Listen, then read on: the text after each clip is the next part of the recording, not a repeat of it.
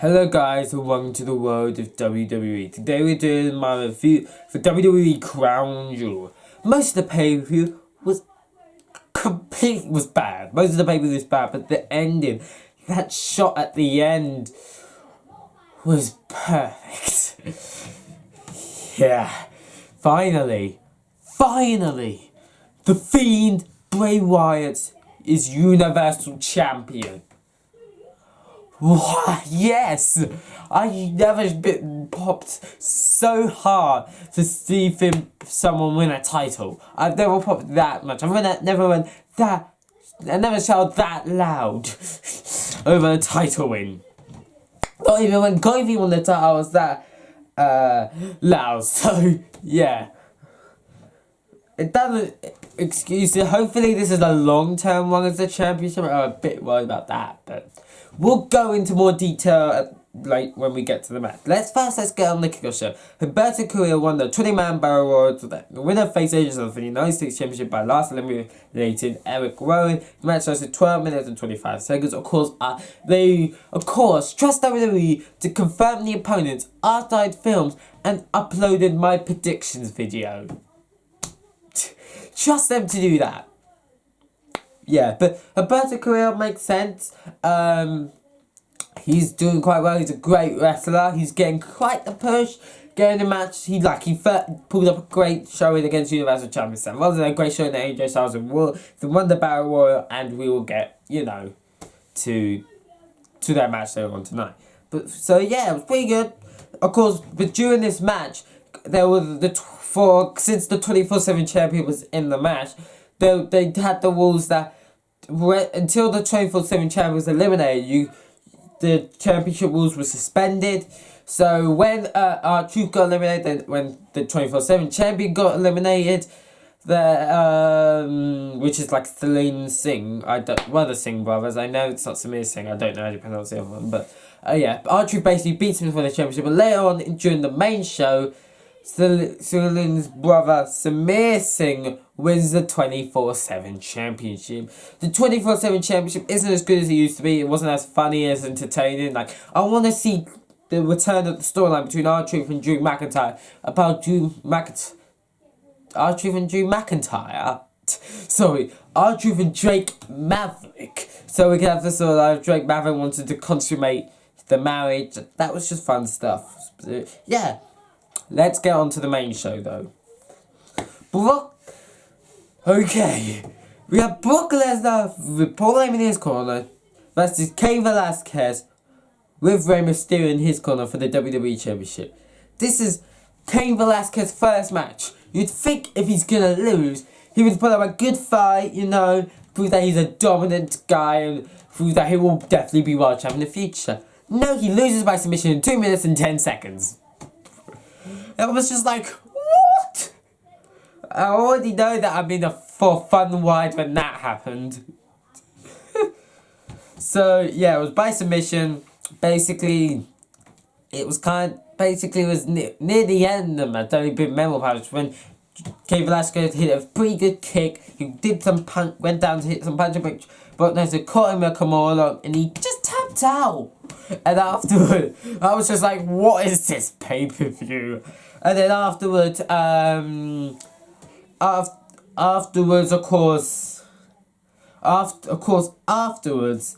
after the match, Rey Mysterio came flinging a chair about, beating him out, which obviously, I feel like we're now going to get Rey Mysterio versus Brock Lesnar, which is the rivalry I would have preferred in the first place.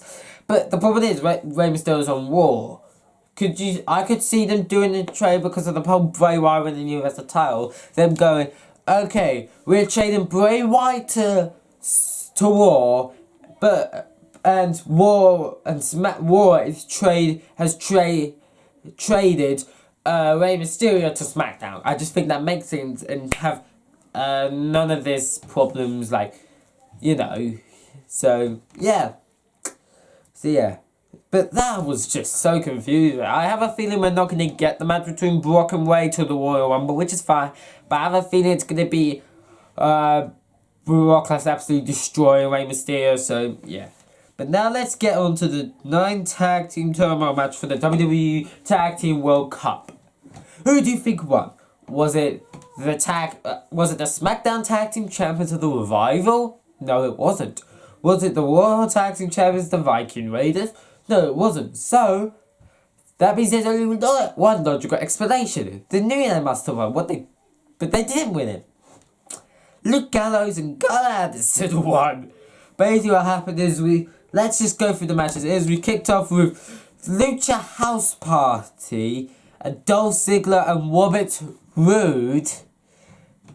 So you already know that this is going to be fun.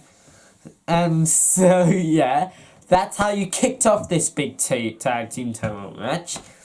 Then they showed at least this was good. It showed gave highlights to everyone apart from the 4 tag team champs, but we'll get to that. So yeah, of course Dolph Ziggler and Robert Roode won. Then Kurt Hawkins and Zack Ryder got destroyed in 2 minutes by Dolph Ziggler and Robert Roode to advance. Then Dolph Ziggler and Robert Roode. Then Heavy Shield came in to defeat Dolph Ziggler and Robert Roode. Then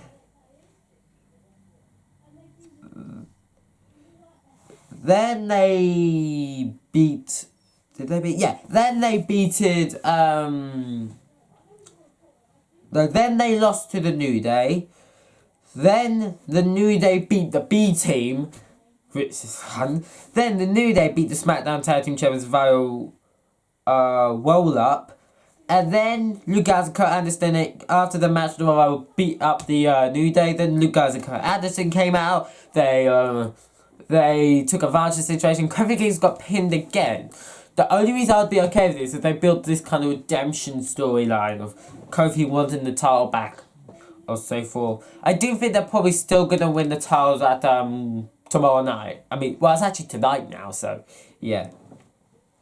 So the OC, Luke Gallows and Kurt Anderson advanced to the finals against the Viking Raiders. So we all thought, yeah, this is very predictable. The Viking Raiders are going to win. War, they're the champions, which is great. They do deserve this.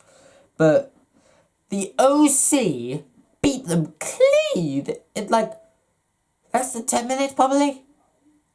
I was just like, what? And plus, because they have been losing all the time, then the OC just beats them. I'm happy in the sense of they're getting a push, because there's nothing against them, but it just made no sense. Like, you hadn't built them, and all of a sudden, let's just make them the World Cup. Like, why do you not like tag team wrestling? Literally, why are you making some losers win the World Cup? Yes, it could be good in the sense that it could legitimize them, and they might get a World Tag Team title match in the future. Oh, by the way, for Survivor Series, they've confirmed it's going to be War vs. SmackDown vs. NXT, which I'm very interested about. But let's get back onto this. I'm just like, yes, you could go, well, now that we pinned the champs, we want an opportunity. But like, this is the Viking Raiders' first loss, and it's not even a big deal. It's just kind of like, and they win the World Cup. Not acknowledging the fact that they were dominated. They were beating everyone just for them to lose to the OC. What is this pay-per-view? To be honest, though, out of all the... it was better than Super Showdown. I think out of all the other Saudi Arabia shows, it was probably the best, but yeah. Let's continue onwards, though. Mansoor defeated Cesaro in 12 minutes and 45 seconds in a very good match. Cesaro's a great wrestler. Of course, we're going to have a great match here. A really good match. So... Mansoor won the student star press, and Cesaro, he did an emotional promo, but the weird thing is, I could see them I don't see them capitalizing on this and going, okay, Mansoor's now going to WWE, he might be a star at NXT because that's where he's signed to, or he'd be up in the main roster. Like, I don't see them doing anything in this. I think he's only going to feel important for the Saudi Arabia shows. So yeah, but Mansoor got the victory. Now we're moving on to Tyson Fury versus Braun Strowman. The match was 8 minutes and 4 seconds. Yes, considering that Tyson Fury hasn't considering that Tyson Fury has never wrestled before, this is his first match. It was watchable, but he was watchable as a wrestler. So yeah, but can I just say, Tyson Fury's entrance, he had every He must have had every pyrotechnic in this world. He must have every firework in this world in that entrance. Because, jeez, that was so many fireworks, fire, lasers. Like, what is going on? And he wears the Saudi Arabian clothing. But the match itself was, considering that Tyson Fury has never wrestled before, it was alright, but just looking at it for the match itself, it was awful. Absolutely awful. But Braun Strowman lost by KO. Because the weird thing is, it was basically they had the match, you know, Braun Strowman's wearing a thing, but Tyson Fury was the first person to stop it with a drive-by. And he realised 8 minutes into the match when they were both on the outside that he was back in the ring. I'm a boxer. I can punch him. And he punched him. But the problem is, since he's a boxer and he doesn't know how to make a fake punch look real, and he doesn't want to hurt him, the punch looks so fake. And this might just be me, but the punch looked fake. But yeah. So Braun Strowman was knocked on the outside and he got counted out. He got counted out. I'm just like, what? Okay. Sorry. I think it's them just wanting to keep his momentum fast to give the heat back. Literally, he's always. This is what I was just like, what? He was always in the outside for 10 seconds, but like 2 seconds out there, 10 seconds go. He's like, what? I just lost. Come in, delivers a one power slam to Tyson Fury. I'll be like, usually I'll be like, okay, get your heat back. But Tyson Fury literally got up 2 seconds later. I'm just like, you've completely no-sold his finisher. And he's just like, yeah, I beat you, Braun Strowman's man. I'm just like, sell his finisher. He looks like an absolute goober. I don't know how they're going to sort this out, but yeah. But Tyson Fury won the match in 8 minutes and 4 seconds. Next up, AJ Styles with Luke Gallows and Carl Anderson defeated him. With Luke Gallows and Carl Anderson in their corner defeated Humberto Carrillo to retain his United States Championship. The match lasted 12 minutes and 34 seconds. It was a good match, you know. I like the fact that in the entrance, AJ Styles was with the championship and Luke Gallows and Carl Anderson were holding the World Cup trophy. So I like that.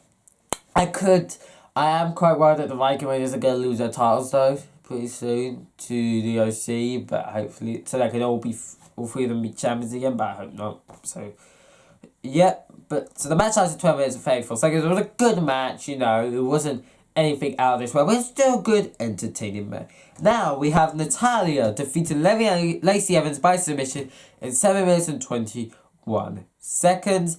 The match itself wasn't the best. It was kind of nothing really. They really started to go into it near the end of the match, but the match lasted 7 minutes and 21 seconds. Although there's a lot of stuff wrong with going to Saudi Arabia with like the whole Jamal Khashoggi kind of incident, and this match, although it wasn't the best, I have to be happy that it happened, because although I still don't think they should be doing this deal. It is a great step in the right direction. It's a good step into impacting the culture of Saudi Arabia. It's a good step forward of history, you could say. And yeah, although there was something off about their entrance, I'm not sure what. Apparently Natalya had a bottle thrown at her, but I was just like, what? She's like, why are you throwing stuff at wrestlers? Yeah, which was a bit weird. Yeah, they wore this weird outfit where they got like this, they had this tight skin thing and then had a baggy shirt. They were fully clothed probably just because of their tradition. It's a good step forward though, I really don't mind. So yeah, Natalya won. Lacey Evans and Natalya hugged out at the end of the match, so yeah. I felt like they were quite limited to what they could do, I have a feeling, but we got to be happy that this is happening, and it's a good step forward for for Saudi Arabia's culture and how they perceive it. Next up, Team Hogan, that'd be Roman Reigns, Rusev, Ricochet, Shorty G and Ali, with Hulk Hogan and Jimmy Hart defeated Team Flair, which is Randy Orton, King Corbin, Bobby Lashley, Shinsuke Nakamura, Drew McIntyre with Ric Flair and Lana, but she was only there for the entrance and went back. It was a 10-man tag team match. The match had 19 minutes and 55 seconds. First of all, Ricochet. That attire is awful. It was awful. I was just like, why? I love Ricochet. You're one of my favorites. You're great, but just never wear that attire again. Yeah, and he even made Shorty G in his attire look good, because Shorty G's attire looks like garbage. I thought this was an elimination match. I believe they were building up as an elimination match, and it was an elimination. Instead of just putting Randy on to get the win. The first 10 minutes were quite slow, but the first 10 minutes, but the last 9 minutes really good. We have Suicide Dives, we have Roman Reigns kicking out of an RKO. We have finally had the beatdown between Rusev and Bobby Lashley, which the crowd went mental for, like they did with Roman Reigns. It was really good back and forth. Nice to see Bobby Lashley start to get his comeuppance. Hopefully, when they have a singles match, Rusev wins and the comeuppance over and he's a star. Because if you judge anything by this, he looked great. Like, no one in this match looked bad. Everyone looked good, which was great. But this was quite weird when Roman Reigns hit the spear on Randy Orton for the 1-2-3 victory. Roman Reigns was celebrating in the ring while the rest was celebrating on the ramp, and Roman Reigns came out of the ramp to celebrate it. But yeah, everyone looked great in this match. I really can't complain. It was a good, entertaining match. Now it's time for the main event. The Fiend Bray Wyatt defeated Seth Rollins in a Falls Count Anywhere match, when the match could not be stopped for any reason, and won the Universal title in 21 minutes and 21 seconds. Yes, the match was on. Yes, the stomp that was finished, the stomp is pretty much garbage now. Do I care though? No, because no one's going to remember the match. Nobody's going to remember the match. People are going to remember the ending, which was basically where Bray Wyatt fell through this electrical explosion. Then Bray Wyatt went to get get that stuff out of the way. Then another electrical blew out at him, and he got it in his eyes. He was shouting out of my eyes, and then the Fiend Bray Wyatt just stood out there. That shot was incredible. It was just incredible. He got the man in the claws, like, I think he might win. I was going crazy, and then he hit the Sister Abigail. 1, 2, 3. I couldn't believe I was going insane. I was so happy. So yeah, there was a lot of great stuff in this match as well. Seth was going through a table, basically 2 tables. The Fiend do the Swanton or announce table, but Seth Rollins rolled out of the way. There was a lot of great stuff in this match. If they piled this into 10 minutes, it would have been perfect. But I don't care. Nobody's going to remember the match in the future. They're just going to remember the moment where the Fiend went supreme and won the Universal Championship. Because the various characters started to die, his character's all of a sudden great again. Just by winning that title. It legitimized him as a star. I want him to hold the title for a long time. Hopefully he will. I'm just happy though. Because of that ending, I'll give this show 5 out of 10. Because although the show itself wasn't that great, we did have a really good thing in terms of the first ever women's match in Saudi Arabia. And a really good ending to the Team Hogan versus Team Flair match, which is what I feel like the Saudi Arabia shows should do more often, because that stuff's enjoyable. And the Fiend Bray Wyatt, so I give it like actually a 5.5. 5.5 out of 10. It was an alright pay-per-view. Out of all the Saudi Arabia shows, it's the best, definitely the best Saudi Arabia show of the year. And I would say best ending for a pay-per-view of the year. No.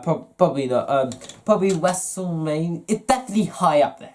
Because although the match was too long, if they piled it in 10 minutes, it would have been perfect. Nobody's going to remember the match. They're just... Because I love the fact that the Fiend was a monster in this match.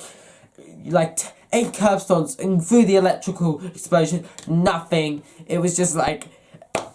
yes, the match was too long, but I'm just happy that he looks like a monster. He looks like a killer. I have a feeling they've always planned him to win the Universal Championship at Crown Jewel. And can I just say, they get this whole idea that Saudi Arabia is a house show thing and nothing important or special happens. Just change when the Fiend won the title. So, yeah. So that's why I give it 5.5. Pretty much the entire show wasn't that good. It was quite bad. It was the best WWE show I think we've had just because of that ending. The ending was great. Probably one of the, definitely top 5 best endings for a pay-per-view this year. So I can't complain. So yeah, I hope you enjoyed this video. If you did, don't forget to like the video, subscribe to the channel if you haven't yet, turn on notifications so you never miss a video, and I'll see you all in the next video. Bye guys.